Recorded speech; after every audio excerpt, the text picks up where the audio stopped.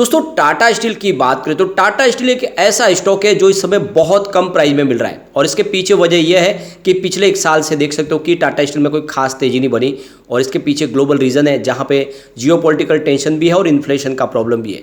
और कंपनी का business India के अलावा बहुत सारी कंट्रीज में स्पेशली यूके के बिजनेस में तो कंपनी को काफ़ी ज़्यादा लॉस भी हो रहा है और उस बिजनेस से वो बाहर भी निकलना चाहते हैं अगर उनको गवर्नमेंट की हेल्प नहीं मिली तो उसके लिए बातचीत चल रही है और जल्द ही सरकार उनको बड़ी हेल्प कर सकती है क्योंकि 8,000 एम्प्लॉयज़ के रोजगार का सवाल है क्योंकि कंपनी टाटा स्टील दूसरे नंबर की कंपनी है यूके की।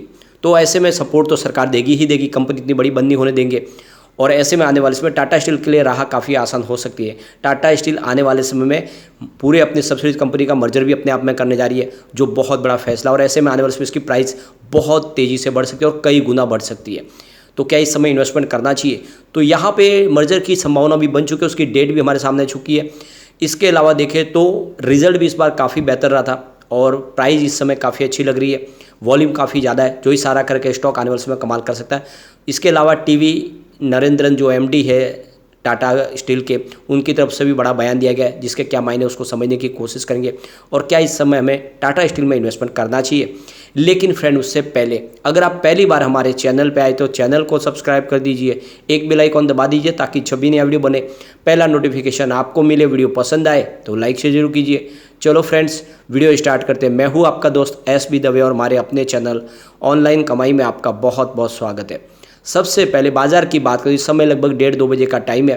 बीएसई सेंसेक्स 65,622 के स्तर पर जहाँ पे 381 पॉइंट की तेजी है यानी 0.5% अपर है बीएसई सेंसेक्स। तो पिछले 2-3 ट्रेडिंग सेशन के बाद पहली बार बाजार में थोड़ा सा माहौल पॉजिटिव बना हुआ है और इसके पीछे सबसे बड़ी वजह है कि मॉर्गन स्टैनली ने इंडिया की रेटिंग को ओवरवेट किया। उनके हिसाब से इंडिया के बाजार में तेजी बहुत ज़्यादा लंबी चलने वाली, अभी यहाँ पे तेजी रुकने वाली नहीं है और इसी ने पूरा जो माहौल है उसको पॉजिटिव किया है। अब टाटा स्टील की बात करें, स्टॉक की शुरुआत 119 पर हुई, शुरुआत पॉजिटिव हुई। कल की क्लोजिंग 118 के आसपास थी, इंट्राडे में 118 भी हमने देखा, लेकिन जो हाई है वो भी 119.75 का है और इस समय स्टॉक 119 के आसपास ट्रेड कर रहा है 0.68% की तेजी के साथ में। तो देख सकते हो कि एक सीमित दायरे में ही स्टॉक ट्रेड कर रहा है, यहाँ पे बहुत ज़्यादा अप डाउन देखने को आपको नहीं मिलेगी और समझ सकते हो कि अच्छी खासी खरीदारी भी हो रही है। स्टॉक अच्छा इस समय लग रहा है। आप ये देखिए तो इसने 124 का जो पुराना हाई था उसको फिर से टच किया है और वहाँ से बाज़ार में गिरावट हुई। आपने देखा होगा कि पिछले 2 ट्रेडिंग सेशन में बहुत ज़बरदस्त गिरावट हुई, कम से कम 1300-1400 पॉइंट की गिरावट हुई। उस वजह से देखें तो यहाँ पर भी स्टॉक थोड़ा नीचे आया। इसकी परफॉर्मेंस अगर हम देखें तो 28 जुलाई को स्टॉक 120 के पास था, 0.7% की तेज़ी बनी थी।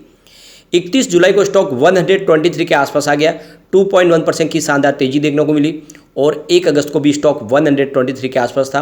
वैसे कोई अपडाउन देखने को मिली, लेकिन इंट्राडे में 124 भी इसने बताया जो इसकी पुरानी हाई थी। तो आप ये देख ही सकते हो कि जो लोग कह रहे थे कि स्टॉक जल्द ही 2 डिजिट में फिर से जाएगा, निचली तरफ जाएगा, वैसा हुआ नहीं। स्टॉक बहुत मजबूत लग रहा है, लेकिन बाजार में गिरावट का इस पर असर भी हुआ और 2 अगस्त को देख सकते हो कि स्टॉक 118 के आसपास आया 3.4% की गिरावट के साथ में। 3 अगस्त की बात करें स्टॉक 118 के आसपास ही था, 0.6% की गिरावट हुई थी और इसके पीछे वजह रही बाजार में बहुत भारी गिरावट, लेकिन उसके बावजूद भी स्टॉक इतना कोई गिरा नहीं है और बहुत मजबूत लग रहा है। इसकी परफॉर्मेंस अगर आप देखें तो पिछले 5 साल के हिसाब से इसने 114% का पॉजिटिव रिटर्न दिया है, 3 ईयर के हिसाब से 219% का इसने ज़बरदस्त रिटर्न दिया है, 1 ईयर के हिसाब से भी इसने 10% की तेज़ी बता दी है, 3 मंथ के हिसाब से स्टॉक 7% आपको पॉजिटिव रिटर्न देता वो दिखाई देगा और 1 मंथ के हिसाब से लगभग 6% की तेज़ी बनी है, 1 डे के हिसाब से भी 0.76% की तेज़ी है। तो कहीं पर कोई नेगेटिव रिटर्न नहीं है, स्टॉक भले ही ज़्यादा न दौड़ा हो लेकिन नुकसान बिल्कुल नहीं है। अब यहाँ पे देख सकते हो कि टाटा स्टील के सीईओ और एमडी टीवी नरेंद्रन की तरफ से बड़ा बयान निकल कर आया है।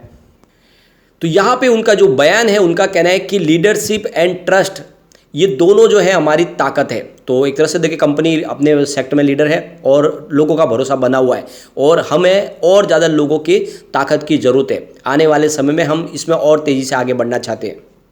तो यहाँ पे देख सकते हो कि उनकी तरफ से जो बयान निकल कर आई, यहाँ पे एथिक मंथ जो 2023 का जो एंड हुआ उसकी जो सेरेमनी रखी गई थी उसके ऊपर उन्होंने एक बड़ा बयान दिया है कि लोगों का भरोसा टाटा ग्रुप पे बना हुआ है और एक तरह से पूरे मार्केट में हम लीडर है और हमें विश्वास है और हमें गर्व है कि हम इसको आगे भी बना के रखेंगे। सबसे बड़ी बात है कि टाटा ग्रुप सिर्फ अपने फायदे के नहीं बल्कि लोगों के भले के लिए काम करता है। लगातार उनके फाउंडेशन के माध्यम से टाटा ग्रुप लोगों को बहुत सारी हेल्प करते हैं। उनके जीवन के किस तरह से उसमें एक सुधार लाया जाए उनके रहन सहन में, उसके ऊपर कोशिश की जाती है और ये टाटा ग्रुप का एक बहुत बड़ा बड़प्पन है और ये साबित भी होता है और इसीलिए आने वाले समय टाटा ग्रुप और तेज़ी से आगे बढ़ सकता है। अब यहाँ पे देखो कि टाटा स्टील अपनी जितनी सब्सिडीज कंपनियां उनका मर्जर करने जा रहे हैं। एनसीएलटी की तरफ से अप्रूवल मिल चुका है और 7 जुलाई को एनसीएलटी ने उनसे कहा है कि आप अपने शेयर होल्डर की रजामंदी ले सकते हैं और इसीलिए यहाँ पे एनसीएलटी के जो कहे अनुसार अब इन्होंने अपने शेयर होल्डर की रजामंदी के लिए डेट फिक्स कर दी है। तो देख सकते हो कि 10 अगस्त को यहाँ पे मीटिंग होगी। इस मीटिंग के माध्यम से शेयर होल्डर की रजामंदी ली जाएगी और आप देख सकते हो कि एक बार उनकी शेयर होल्डर की रजामंदी होगी उसके बाद बहुत जल्द यहाँ पे मर्जर की प्रक्रिया को पूरा कर लिया जाएगा। तो डेट हमारे सामने आ चुकी है 10 अगस्त और ये मर्जर की डेट है। आप समझ सकते हो इसमें शेयर होल्डर, अगर आप भी टाटा स्टील के शेयर होल्डर तो आपको वोटिंग अधिकार है, आपको वोट देके इस मर्जर को कंप्लीट करवाना है। तो देख सकते हो कि काफ़ी अच्छी गुड न्यूज़ निकल के आ रही है। इसके अलावा यहाँ पे देख सकते हो कि डीआई और म्यूचुअल फंड की भी जम के खरीदारी हो रही है। फिलहाल एफआई इस समय थोड़े से अपनी एंट्री कम करे और उसके पीछे वजह कि वो इस समय स्टील सेक्टर में निवेश नहीं कर रहे क्योंकि ग्लोबल रीजन जो है स्टील सेक्टर के फेवर में नहीं है। यहाँ पे प्रमोटर की होल्डिंग 33.90 के आसपास है जो लगातार बनी हुई है। 1.55% के मामूली से शेयर गिरवे रखे हुए।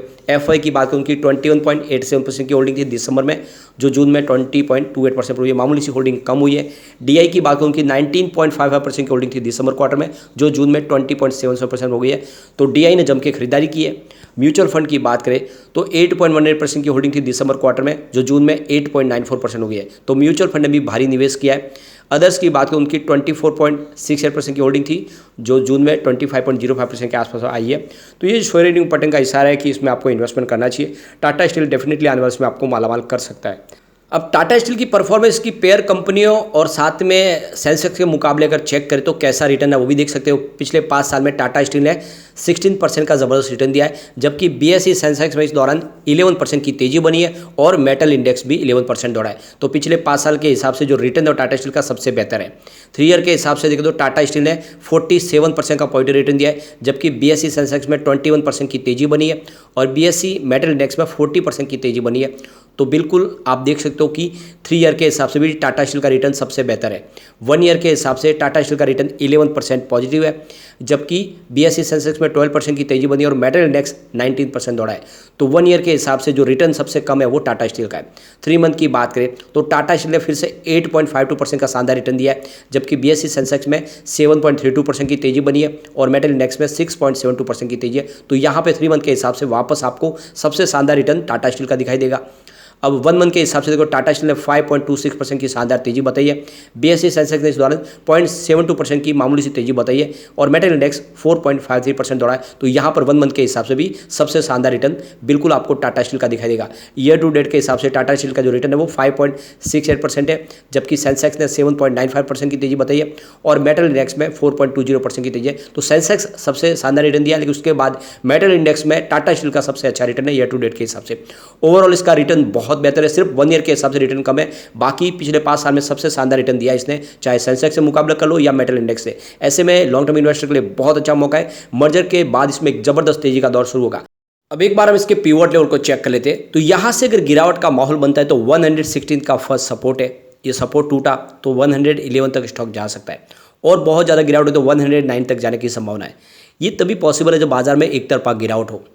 अब पॉजिटिव माहौल बना तो 123 का फर्स्ट रेजिस्टेंस है, ये ऑलरेडी ब्रेक हो चुका है पहले तो आराम से आ सकता है। सेकंड रेजिस्टेंस 125 का और इसको पार कर लिया तो स्टॉक आपको 130 तक जाता हुआ दिखाई देगा। तो पॉजिटिव माहौल बना तो 130 आराम से पार कर सकता है।